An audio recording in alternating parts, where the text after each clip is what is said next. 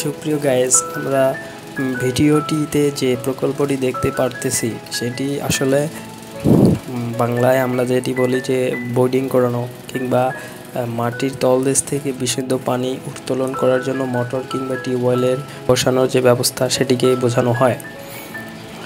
তো আমাদের গ্রামে, শহর থেকে গ্রামে কিংবা নদীর আশপাশের এলাকাগুলোতে এরকম মেশিন দিয়ে বোর্ডিং করানো হয় না কিংবা প্রয়োজন হয় না। তবে ঢাকা শহরে এটি লাগে, কারণ ঢাকা শহরে আসলে পানি উত্তোলনের চাপ বেশি এবং অনেক কারণ আছে।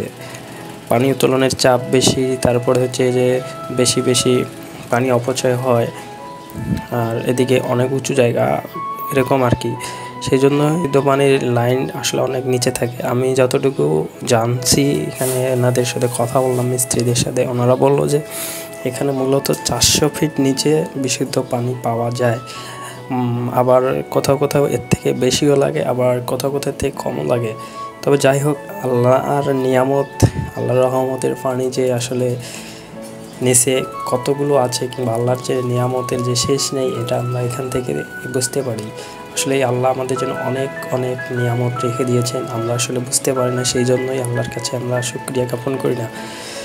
তো দর্শকবৃন্দু, সবাই সবসময় চেষ্টা করবো আল্লাহর প্রতিটা ক্ষেত্রেই নিয়ামতের শুকরিয়া আদায় করতে।